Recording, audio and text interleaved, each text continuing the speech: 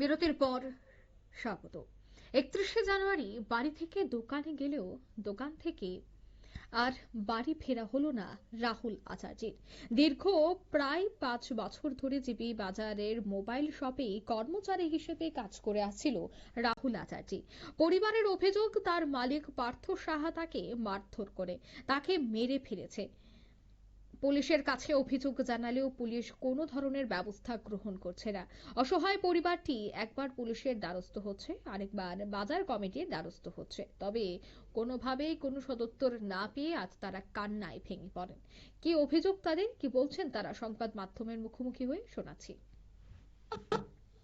5 বছর ধরে দোয়ার থাকে আমার ভূতে 4টার সময় ডেইলি সাড়ে ভাত খাই এদিন আমার ভূতে 4টা বাজে 5টা বাজে 6টা বাজে আমার ভূতে বাইতাই না। তখন আমরা বুন বাতাছি 4টাতে বুন পাই না, সুইচ অফ এরপরে আমরা বাইরে যাচ্ছি পাই না বুলারে। এরপরে একজন বুন করছে আমরা বুলা কই দোকানে নাই। তখন দিয়ে আমরা বুলারে পাই না, খুঁজে পাই না, তারা দূরা গেছি। তখন তারা কইছে একটা বুলা পাইছিলাম।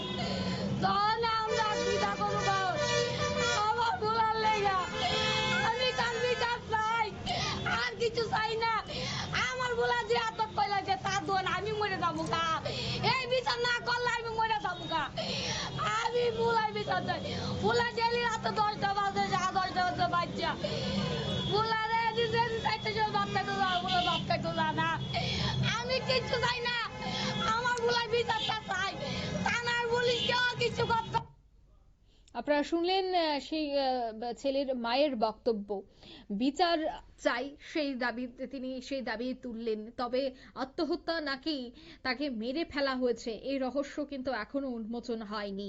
তবে অন্যদিকে তিনি অভিযোগ করছেন যে পুলিশের কাছে তিনি বারবার দ্বারস্থ হলেও পুলিশ এই বিষয়টা নিয়ে কোনো ধরনের পদক্ষেপ গ্রহণ করছে না, পুলিশ থেকে কোনো ধরনের সাহায্য তিনি পাচ্ছেন না। তবে কোথায় রয়েছে পুলিশ, কোথায় রয়েছে পুলিশের কাছের সেই দায়িত্ব?